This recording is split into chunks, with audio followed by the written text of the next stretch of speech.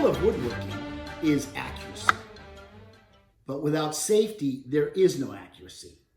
To be safe, we must understand the task at hand and keep our fingers away from the spinning knives.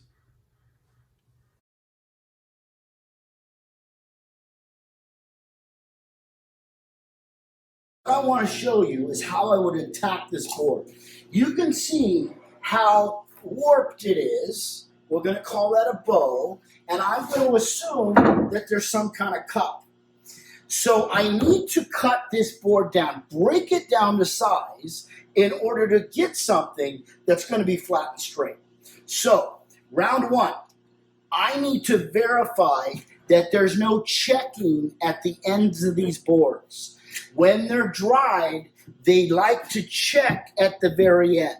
So the first thing I'm going to do is I'm going to look at the board and I'm going to make sure that there's no checking. If we look at this end, we can see that there is a big, huge crack that I want to remove. So oftentimes I'll use a piece of chalk. It doesn't matter what you use, but I will mark this. That is waste. I'll mark the other side, and that is waste. And depending on the situation, I might get rid of this one, or I might take the other end and clear it of any checking. Now, a lot of times you can't see it. I see 1 inch of check. So what I'm going to do is I'm going to take this board to my radial arm saw. When something is this rough and this warped, you don't want to use a chop saw. You want to use something like the radial arm saw. I might even use my jigsaw. I'm not a fan of the skill saw. So I'm going to bring this board over here, get it tight to the fence, turn this guy on,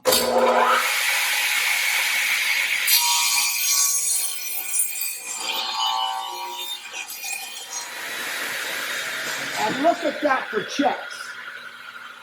I don't see any. So I'm going to try to break it, and that I broke it. I'm going to put this back on here and mark where the check is, and I'm going to keep going.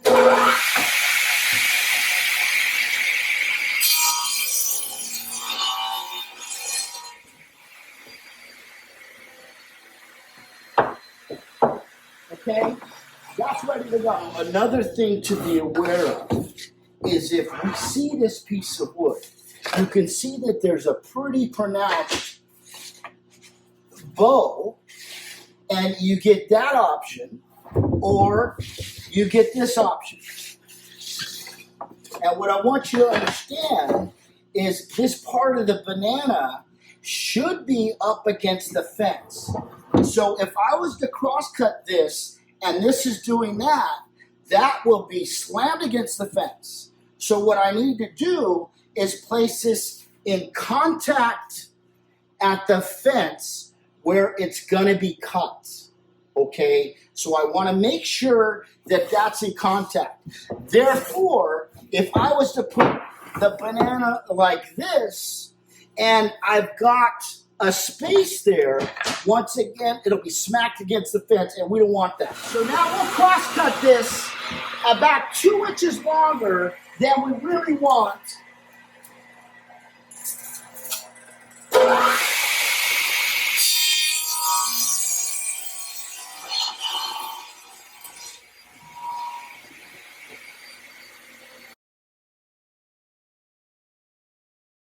So now we're at the joiner. And what I want you to understand about the joiner is the joiner really, it's almost as if there was one big table and it was cut in half, and inside we inserted a cutter head. So we've got a revolving set of knives that is cutting the material. However much the infeed table is lower than the outfeed table is how much it's going to cut. So we've talked about this board. We've got to label it. I have faces, one face, two face, or surfaces, face, face. I've got edges, one edge, two edge, And then I've got ends, one end, two end. So remember, a pair of faces, a pair of edges, and a pair of ends. I am straightening an edge, the most stable or best edge. So we talk about squaring material. We know that. You know that. We're programmed for that. But what a lot of us aren't programmed for is flat and straight. That's really my goal here, is trying to get you to understand and produce a board that's flat and straight. Okay? So right now, all I'm going to do is straighten an edge. It doesn't have to be perfect, but it's got to be straight enough for the next step, which is using the fence. Okay, so right now I've got a choice. I can put my board like this, that's unstable, or this. I want the most stable edge down. Remember, we like our fingers, 9 and 7/8 doesn't count, and let's get going.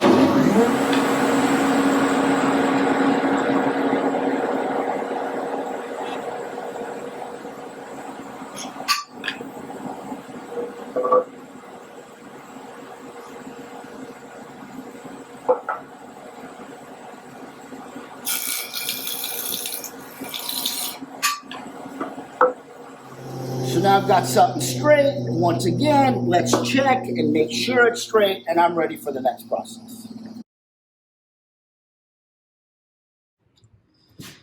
Okay, so now I'm going to rough rip this board at the bandsaw.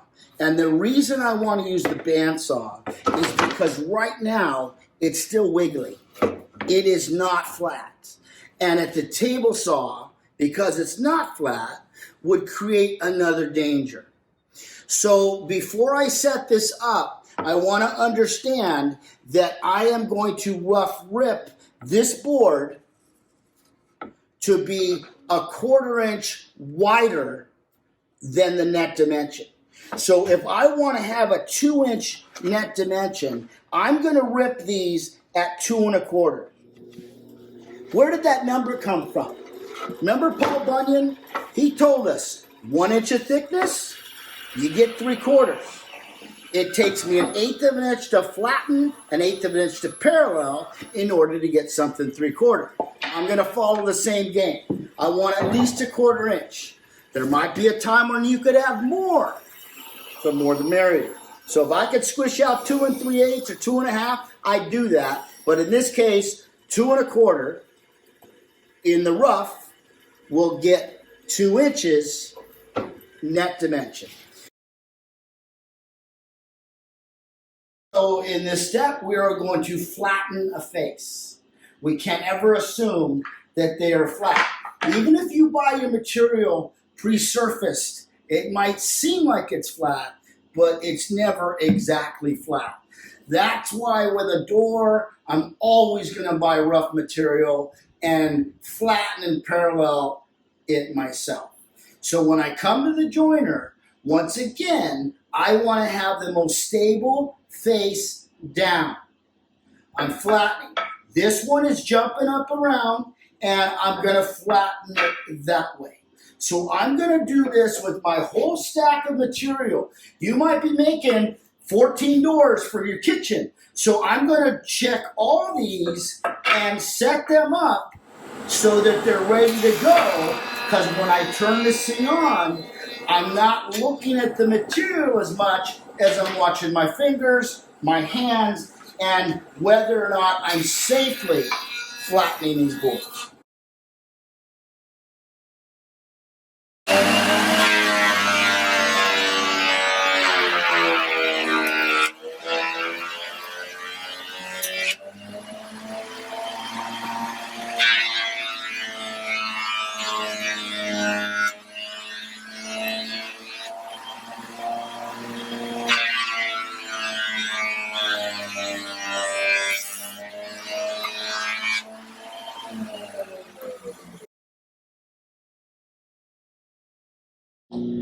Okay, so once again, we've got flat, Okay, we've got parallel with the planer, and even though I straightened an edge at the joiner to begin with, I might have altered the way it works. So right now, I'm just going to be trusting the flat, there you go, the parallel, there you go, and now I'm going to go to width, which means I need to straighten an edge, and that's what we're going to do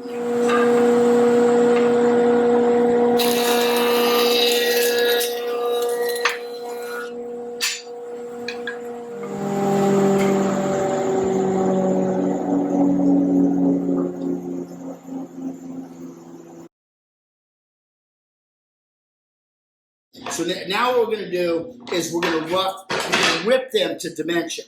Now what we're going to do is if we want 2 inches, I'm going to rip this about a 32nd larger than I want so I can clean off that saw line at my joiner. I never want to expose any mill marks. As a professional, we see no mill marks in any piece of furniture or cabinetry. Okay, so again, I got flattened parallel. I just straightened an edge.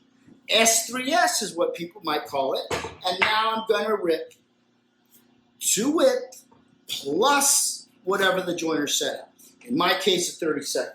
So my number over here is 2 1/32 if I'm shooting for 2 inches. You got to remember that you want to have the height of the fence, the height of the blade, about a 1/4 inch above your work. That's what you want. So the way I usually gauge that is this tooth right here is about a 1/4 inch. And so if I have the tooth with the height of the wood, that works out. And I bring it down in here like that, and that's how I go. You don't want it too high, and you don't want it too low. So about a 1/4 inch above your work.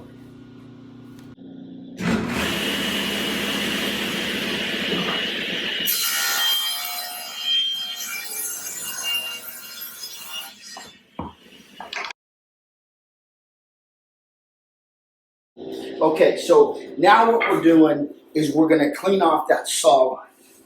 Okay, now let me tell you a few things about push sticks.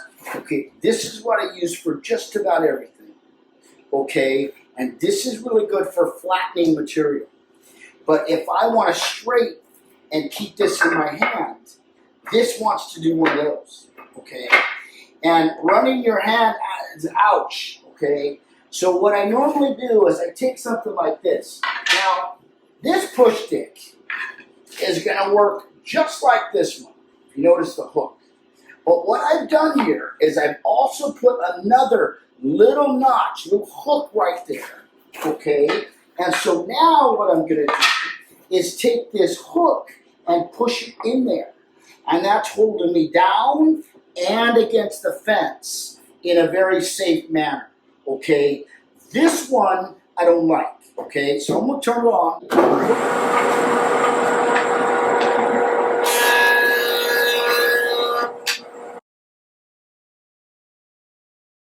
Okay, so the last couple steps are going to mean you want to cross cut an end square an end, and then cross cut the final length.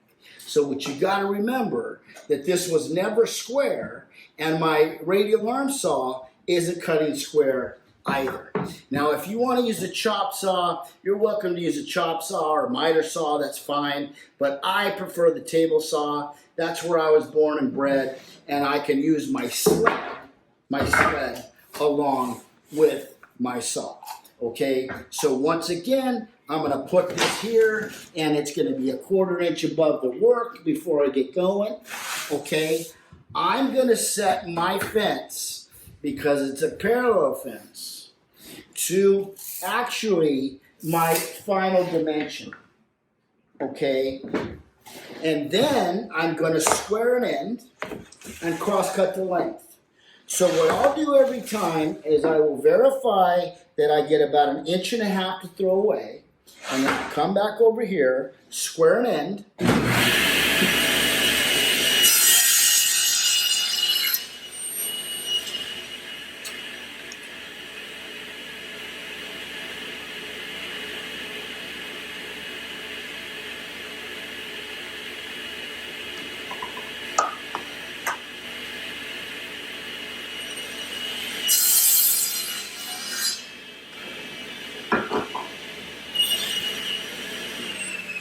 Okay, so now I just want to verify that we've got something that's flat, that's straight, and that's square. Everything is looking right on the money, okay?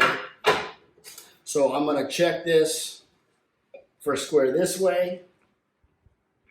I'm going to check it for square this way.